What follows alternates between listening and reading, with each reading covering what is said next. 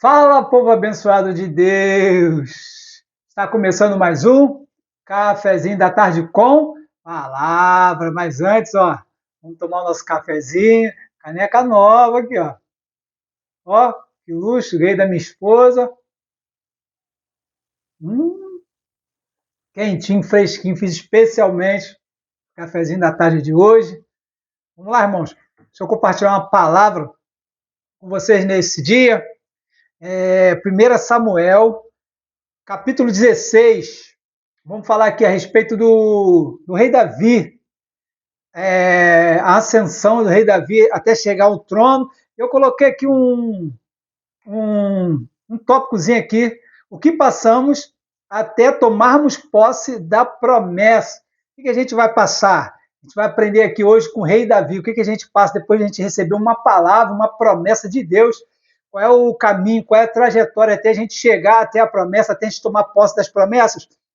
E aqui hoje o Senhor colocou no meu coração para a gente falar a respeito do rei Davi, o que o rei Davi passou. Não tem como a gente colocar tudo, né? Mas a gente vai botar assim o básico, o início ali, sabe? Aquilo que a gente passa, né? Todos nós passamos, todo mundo que tem uma promessa, todo mundo que tem uma palavra, passa por isso. Então, Deus está me trazendo aqui para a gente aprender junto e para a gente não desanimar. Se o rei Davi passou por todas essas coisas, quem somos nós para também não passarmos, né? O grande rei Davi, um rei que é muito considerado o maior rei de Israel. Então, vamos aprender aqui com a história do rei Davi.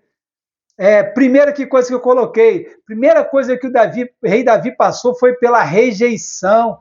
Davi ele foi rejeitado pelo seu pai e pelos seus irmãos. Quando o profeta Samuel é levantado por Deus para ir até a casa de Jessé, e ali Deus falou, ó, eu já escolhi ali um rei e vai ser um dos filhos de Jessé. E quando chega lá,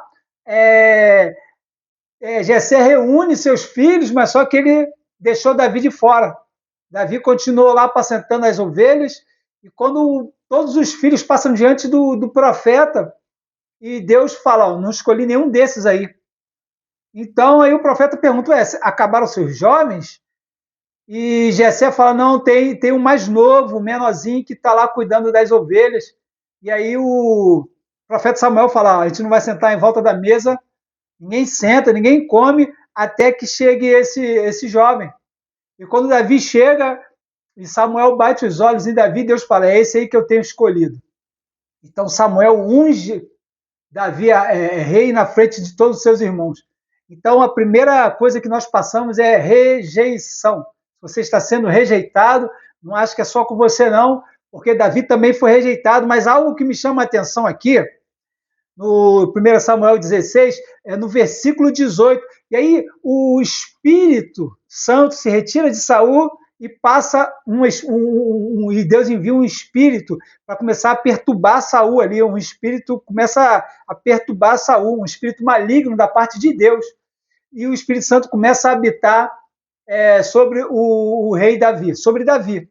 Mas só que aí um dos servos de Saul fala, pô, você precisa de ter alguém que toque harpa para acalmar esse espírito. Só que aí um outro servo de Saul fala, eu conheço alguém.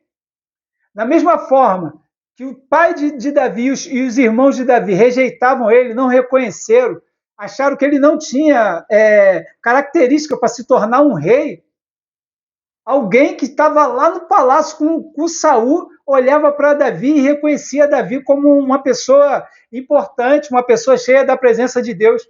Tá vendo? Da mesma forma que pode ter alguém que pode estar te rejeitando, tem sempre alguém de longe que nos reconhece. Né? O próprio Jesus falou que o profeta não tem honra dentro da sua própria casa. Ali Davi não teve honra dentro da sua casa, mas tinha alguém lá no palácio que servia a Saul que reconhecia Davi. Vamos ler aqui rapidinho. Então respondeu um dos jovens e disse, eis que tenho visto um filho de Jessé, o belemita, que sabe tocar e é valente e animoso e homem de guerra e sisudo em palavras e de gentil presença. O Senhor é com ele. Um rei, pô. Davi tinha as características de um rei, mas só que seu pai e seus irmãos não reconheceram isso nele. Então não se preocupa se as pessoas que estão ao seu redor não estão te reconhecendo, sabe? Você recebe uma palavra, mas o negócio é tão grande que as pessoas não, que estão à sua volta te conhecem desde criança, desde pequeno, vai falar, pô, não tem como você se tornar isso, não. As pessoas, sabe, vão desfazer daquilo que Deus falou com você, mas algo que Deus falou comigo uma vez. Leandro, não queira que as pessoas entendam aquilo que eu falei com você. Então, não se preocupa, não. Vamos adiantar aqui. Vamos para o segundo passo. Quando surgir uma grande oportunidade, irão tentar desmotivar você. Surgiu uma grande oportunidade, os gigantes, né? Os filisteus se levantaram ali para guerrear contra o povo de Israel, só que aí o pai de Davi manda Davi largar aquelas ovelhas e ir levar um lanchinho lá para os seus irmãos que estavam no frente de batalha, os irmãos dele eram os 3 irmãos mais velhos, eram guerreiros, fazia parte ali do exército de Saul, de Israel, e Jessé manda Davi levar um alimento para eles ali, para eles se alimentarem no meio da guerra ali. Só que aí surgiu uma grande oportunidade, um gigante afrontando ali o povo de Israel e todo mundo com medo, o próprio rei Saul com medo. Como é que a gente vai fazer para enfrentar esse gigante? Mas só que aí é uma grande oportunidade, mas só que o seu irmão e o próprio rei Saul tenta desmotivar Davi. Quando surgiu uma grande oportunidade que tem a ver com o seu propósito, vão tentar te desmotivar. Olha o que o irmão de Davi fala para ele, Eliabe, aqui, no versículo 28 do capítulo 17. E ouvindo Eliabe, seu irmão mais velho, falar aqueles homens, acendeu-se a ira de Eliabe contra Davi e disse, por que desceste aqui? E a quem deixaste aquelas poucas ovelhas no deserto? Bem conheço a tua presunção e a maldade do teu coração, que desceste para ver a peleja. O próprio irmão de Davi sabia que Davi já era ungido rei. E ele falou o quê? Com quem deixou aquelas poucas ovelhas?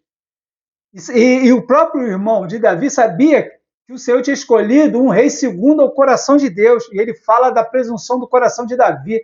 Então, o inimigo vai começar a usar pessoas de perto para tentar te desmotivar, para tentar te parar. E aí aqueles homens vendo Davi falar, quem é esse incircunciso para afrontar o exército do Deus vivo e tal?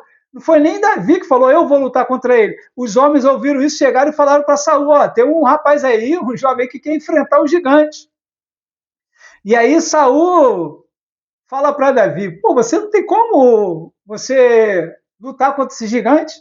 No versículo 33, olha o que Saul diz. Porém, Saul disse a Davi, contra este filisteu não poderás ir para pelejar com ele, pois tu ainda é moço e ele homem de guerra desde a sua mocidade. As pessoas vão tentar nos desmotivar. Aquilo que tem a ver com o nosso propósito vão tentar nos desmotivar. Mas você não pode se preocupar com isso, não. Você tem uma palavra e você precisa permanecer firme nessa palavra. Você precisa permanecer firme nessa palavra. E aqui o terceiro tópico que eu coloquei, irão tentar te colocar em uma caixa. Vão tentar nos colocar dentro de uma caixa.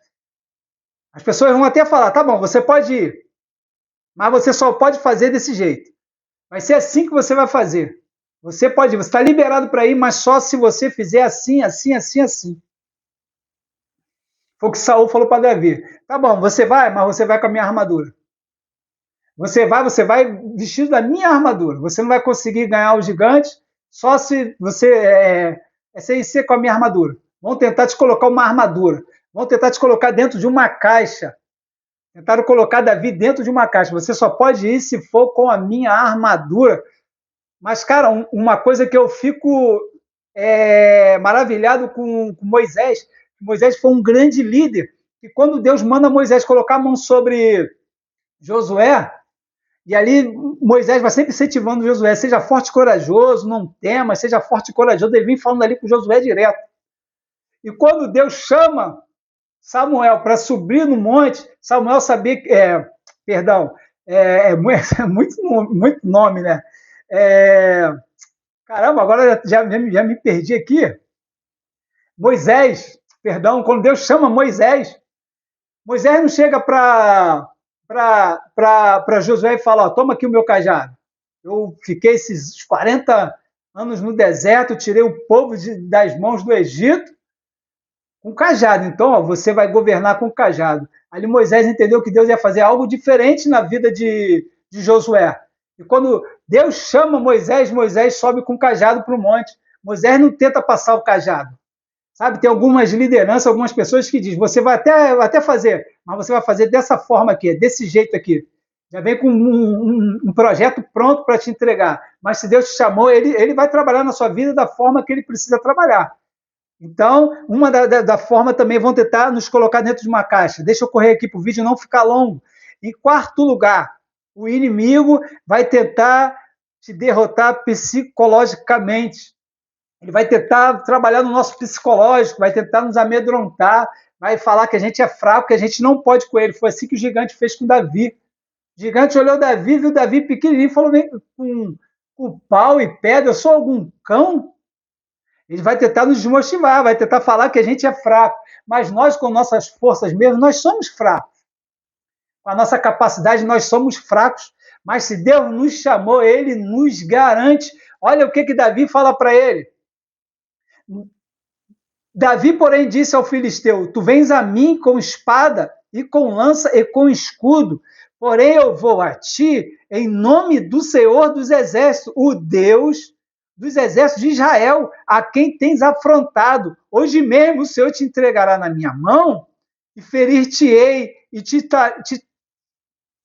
te tirarei a cabeça e os corpos dos arraiais dos filisteus darei hoje mesmo às aves do céu e às bestas da terra.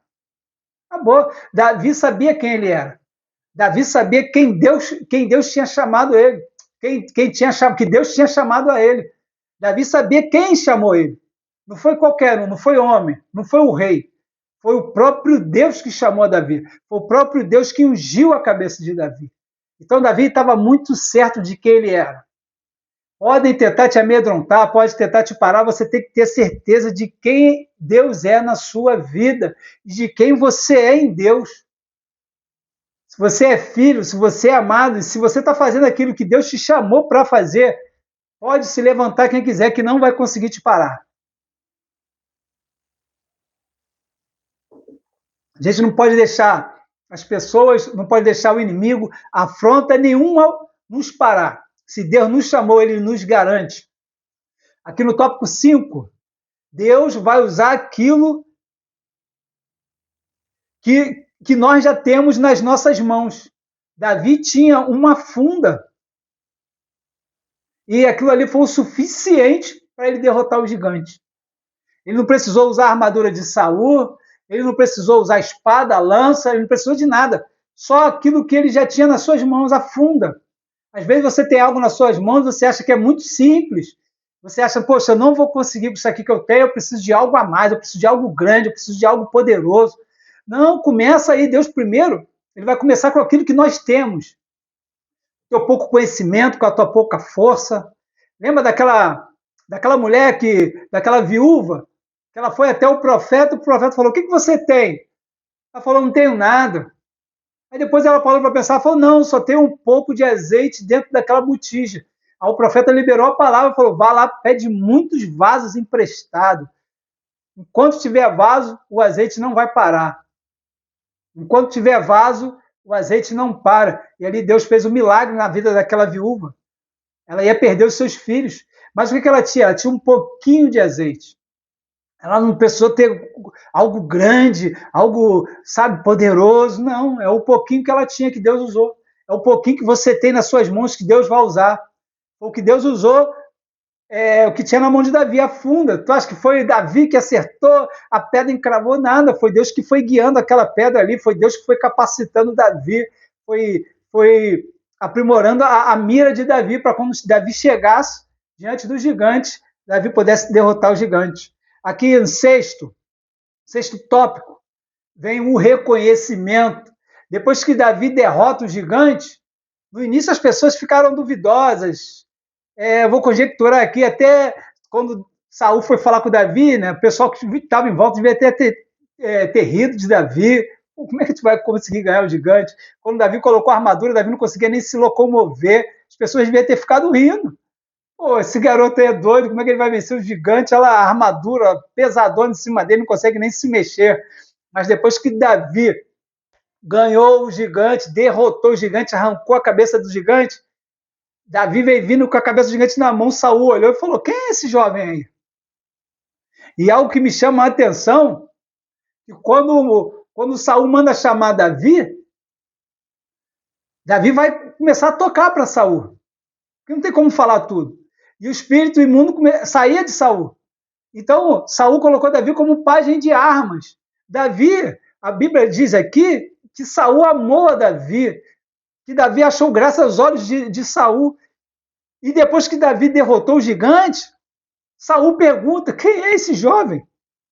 Aqui, ó, no versículo 55, vendo porém Saul sair Davi, encontrar-se com o filisteu, disse a Abner, o chefe do exército, de quem é filho este jovem? Abner, de quem é filho esse jovem, Abner? E disse Abner: vive a tua alma, ó rei, que o não sei. Disse então o rei: pergunta, pois, de quem é filho este jovem. Voltando, pois, Davi de ferir o filisteu, Abner o tomou consigo e o trouxe à presença de Saul, trazendo ele na mão a cabeça do filisteu. E disse-lhe Saul: de quem és filho, jovem? E disse Davi: filho de teu servo Jessé. Aí vem um reconhecimento. De quem tu és filho, cara? O maluco, a cabeça do gigante na mão.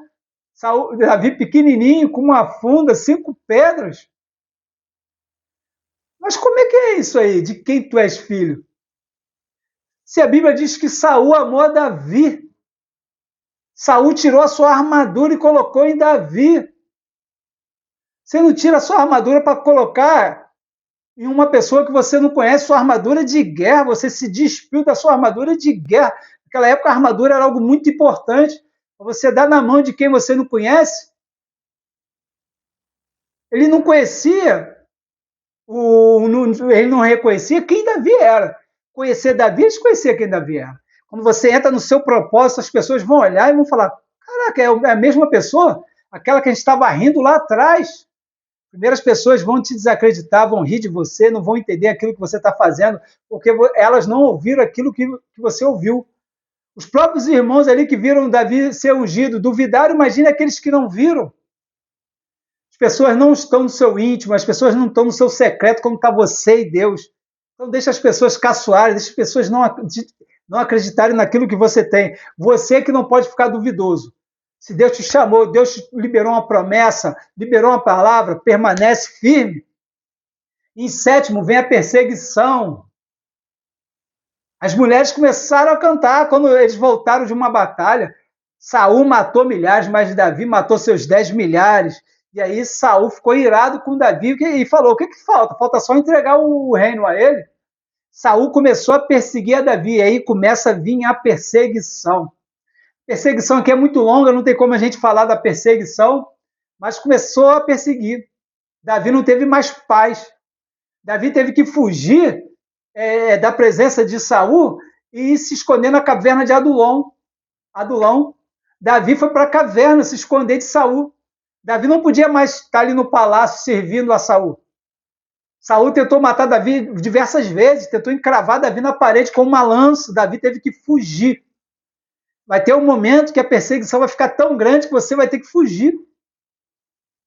Tem um momento que, sabe, que você não suporta, você fala: não tem como mais eu estar aqui nesse lugar, não tem como eu habitar mais aqui nesse lugar. A perseguição se levanta de uma tal maneira que as pessoas começam a ter raiva de você sem você ter feito nada. Você já passou por isso? Significa que você tem uma promessa, significa que Deus tem algo na sua vida. Ninguém te persegue à toa.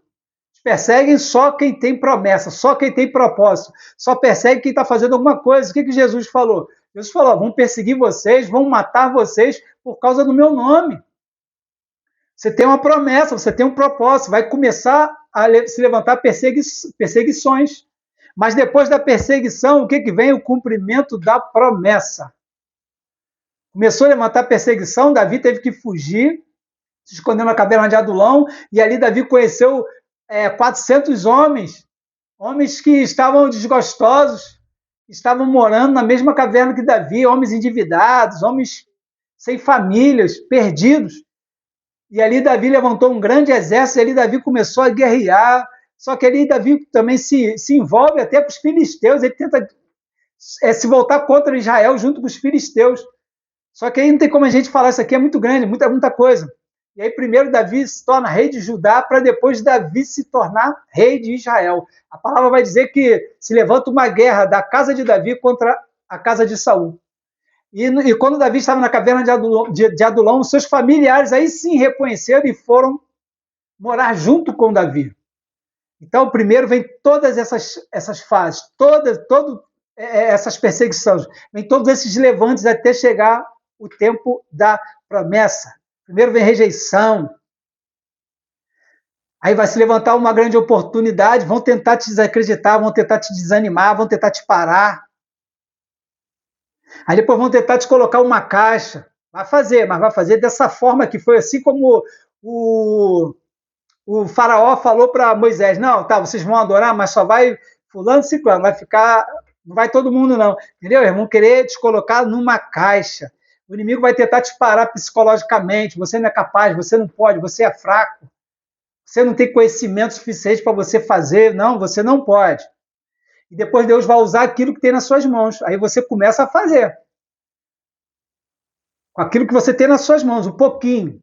Nada começa grande, que começa grande é monstro. Que nasce grande é filho de elefante, de girafa. Vai começar pequenininho. Aí depois vem o reconhecimento, mas primeiro você tem que começar. Davi começou, Davi foi para a guerra com a funda. Depois vem a perseguição. E depois vem o cumprimento da promessa. Amém, irmãos? Para Jesus cumprir a sua promessa, primeiro veio acontecer tudo isso. Os irmãos de Jesus também se desfizeram dele. Por isso que Jesus falou, o profeta da sua casa não tem honra.